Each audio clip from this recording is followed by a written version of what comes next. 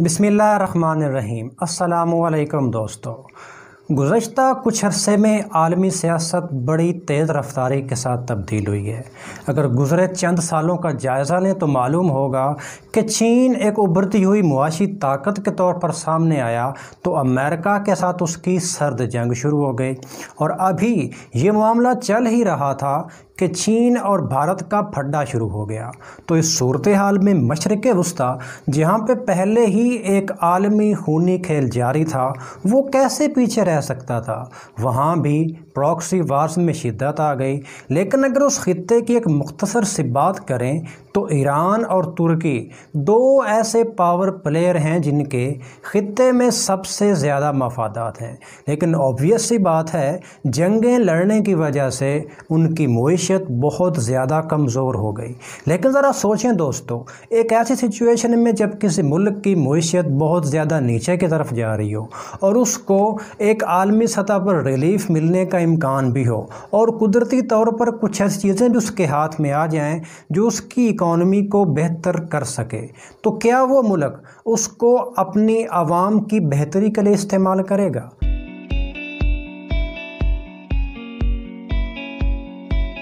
سب سے پہلے اگر ترکی کی بات کریں تو ترکی کو قدرت کی طرف سے ایک ایسا گفٹ ملا ہے جو اس کی گرتی ہوئی اکانومی میں جان ڈال سکتا ہے۔ ہوا کچھ یوں کہ رواں سال 29 مئی کو ترکی نے اپنے ایک شپ جس کا نام فیتھ تھا، اس کو بلیک سی میں گیس کے ذخائر کی تلاش کے لیے روانہ کیا۔ اب یاد رکھیے 29 مئی وہ ڈیٹ ہے جس دن سلطنت عثمانیہ میں استنبول شہر کو فتح کیا، جو اس سے پہلے قسطنطنیہ تھا۔ اب چونکہ جو ماڈرن ترکی ہے اور خاص طور پر جو رجب طیب اردوغان ہے، وہ خود کو سلطنت عثمانیہ کے ساتھ بہت زیادہ الائن کرتے ہیں اور کوشش کر رہے ہیں کہ اس کو بحال کیا جائے، تو انہوں نے وہی ڈیٹ چوز کی اپنے ملک میں گیس کے ذخائر کی تلاش کے لیے۔ تو 29 مئی کو روانہ ہونے والے اس جہاز نے کچھ ہی مہینوں کے اندر بلیک سی میں گزرتی گیس کے بہت بڑے ذخائر دریافت کیے، اور ایک محتاط اندازے کے مطابق بلیک سی میں ساحلی سطح پر 320 بلین کیوبک میٹر کی قدرتی گیس کی جو لائن ہے وہ ترکی نے دریافت کی ہے۔ اور یہ اتنا بڑا نمبر ہے کہ اس سے نہ صرف ترکی اپنی اندرونی ضروریات کو پورا کر سکتا ہے بلکہ وہ گیس کو ایکسپورٹ کرنے کی پوزیشن میں بھی آ جائے گا۔ واضح رہے کہ اس سے پہلے ترکی باہر سے گیس کو امپورٹ کرتا تھا، جس پر ہر سال اس کے 12 سے 13 ارب ڈالر خرچ ہوتے تھے، اور ایک اندازے کے مطابق 45 سے 50 بلین کیوبک میٹر جو گیس ہے وہ ترکی باہر سے یعنی روس وغیرہ سے امپورٹ کرتا تھا۔ لیکن اب چونکہ ترکی کے اندر یہ چیزیں دریافت ہو گئی ہیں تو اس سے اندرونی سطح پر ترکی کی جو گرتی اکانومی ہے اس کو ایک بہت مضبوط سہارا ملے گا۔ دوسری طرف اگر ایران کی بات کریں تو عالمی سطح پر ایران پہ جو لگی ہوئی پابندیاں ہیں ان میں آنے والے وقت میں نرمی کا ایک واضح امکان پیدا ہو گیا ہے۔ لیکن اس سے پہلے اگر آپ ان تمام چیزوں کو تفصیل میں پڑھنا چاہتے ہیں تو آپ گلف نیوز میں شائع ہونے والا 22 اگست کا یہ آرٹیکل پڑھ سکتے ہیں۔ اس میں بڑی ڈیٹیل کے ساتھ اس چیز کو بتایا گیا ہے کہ کس طرح سے ترکی اور ایران اس قدرتی تحفے جو ان کو مل رہے ہیں ان کو اپنے ملٹری مقاصد کے لیے استعمال کر سکتے ہیں۔ تو ایران کی بات ہو رہی تھی، ہوا کچھ یوں ہے کہ گزشتہ ہفتے یا گزشتہ مہینے کہہ لیں، اقوام متحدہ میں امریکہ نے ایک بل پیش کیا۔ اس کا مقصد بیسیکلی اس بل کو ایکسٹینڈ کرنا تھا جو 2015 میں اقوام متحدہ نے منظور کیا تھا۔ اس بل کے مطابق آنے والے 5 سالوں تک ایران جو ہے وہ کسی بھی قسم کا اسلحہ نہ خرید سکے گا نہ فروخت کر سکے گا، اور وہ جو بل ہے 5 سال بعد اکتوبر میں اس کی مدت ختم ہو رہی تھی۔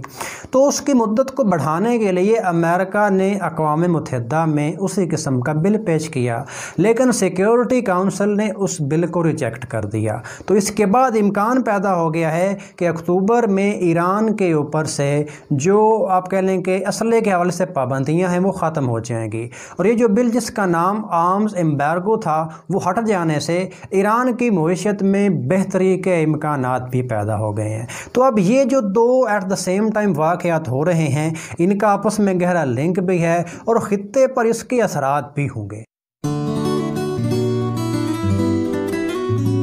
مشرق وسطیٰ کی سیاست میں ترکی اور ایران دونوں مضبوط سیاسی پاور پلیئر مانے جاتے ہیں، اور دونوں کے خطے میں مفادات بہت زیادہ ہیں، اور یہ بات بھی کی جاتی ہے خطے میں کوئی بھی اگر فیصلہ ہوتا ہے تو اس میں کہیں نہ کہیں کسی نہ کسی انداز میں ترکی اور ایران کا انفلوئنس ہوتا ہے۔ لیکن obvious سی بات ہے، جب مسلسل کوئی ملک جنگوں میں شریک رہے گا، چاہے اس کی اکانومی جتنی زیادہ مرضی مضبوط ہو، تو وہ اندرونی طور پر کمزور ہوتا جائے گا۔ یہی حال ترکی اور ایران کے ساتھ ہوا۔ یہی وجہ ہے کہ اگر ترکی کی بات کریں تو گزشتہ 3 سال میں ترکی کی معیشت کو ناقابل تلافی نقصان پہنچا ہے۔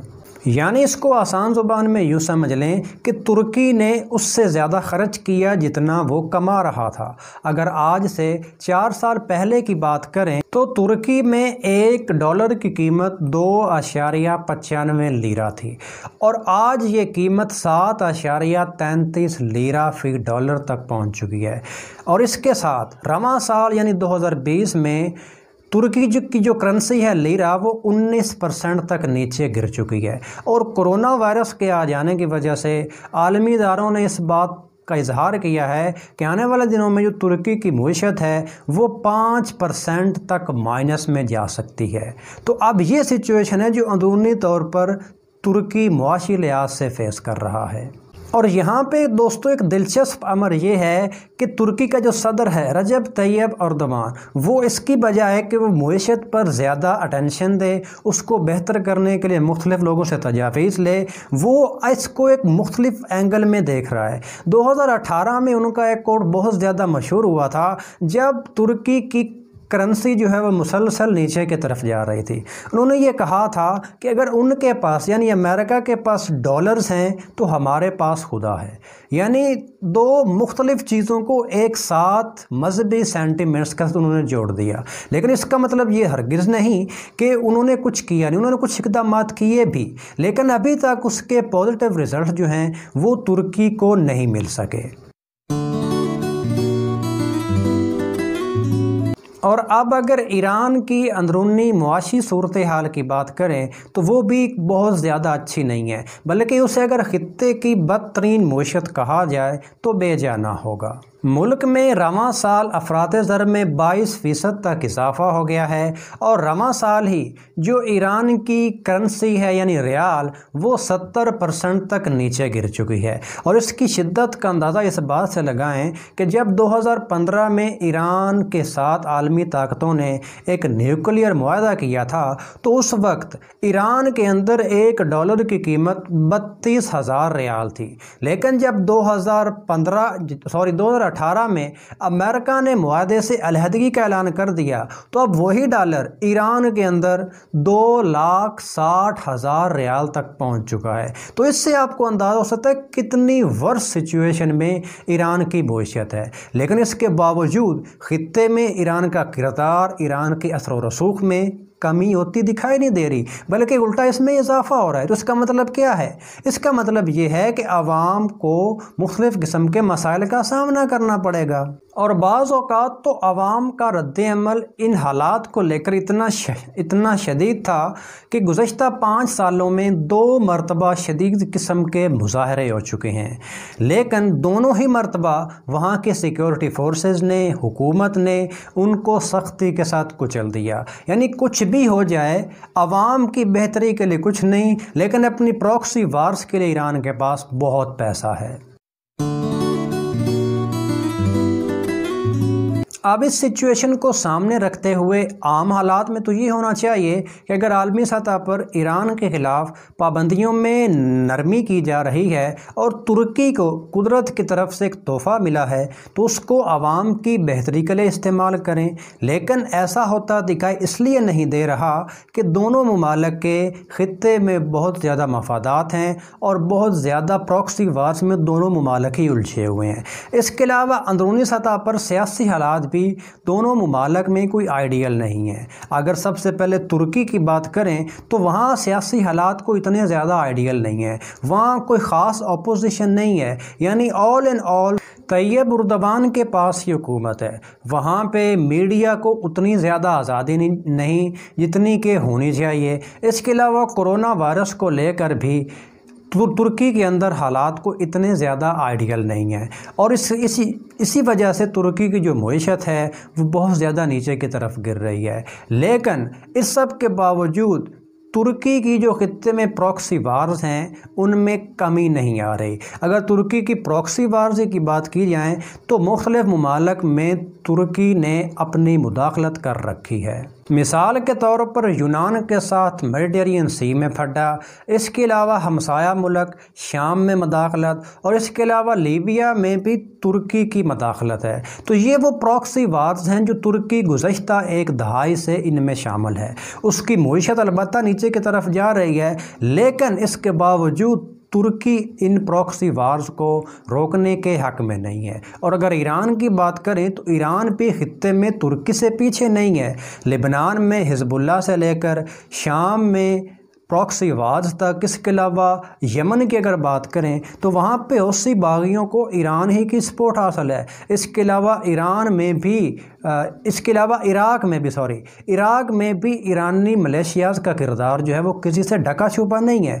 اور اس کی مثال ابھی حالیہ سال ہی میں سامنے آئی جب قاسم سلیمانی کو عراق ہی میں قتل کیا گیا، تو وہاں پہ ظاہر سی بات ہے ایران کے مفادات ہیں۔ تو ایران بھی خطے میں اپنی پراکسی وارز کو لے کر پیچھے نہیں ہے۔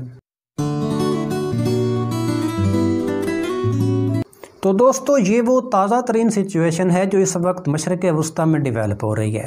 ایک طرف جو عالمی دنیا ہے وہ ایک دہائی کے منصوبے، 2 دہائیوں کے منصوبے لے کر آ رہی ہے، لیکن مشرق وسطیٰ میں اس قسم کے پلانز نظر نہیں آ رہے۔ اور اگر کوئی اس قسم کے مواقع دونوں ممالک کے ہاتھ میں آتے بھی ہیں تو اس سے وہ ان کی اکانومی بہتر تو ہوتی ہے، لیکن اس کا میجورٹی آف دا پارٹ جو ہے وہ اپنے ملٹری مقاصد کے لیے استعمال کرتا ہے۔ اس سچویشن میں آپ کی رائے کیا ہے؟ نیچے کمنٹ سیکشن میں ضرور لکھ کر بتائیے۔ آج کے اندراج کا یہیں پہ اختتام کرتے ہیں، آپ سے ملاقات ہوگی نیکسٹ ویڈیو میں۔ اللہ حافظ۔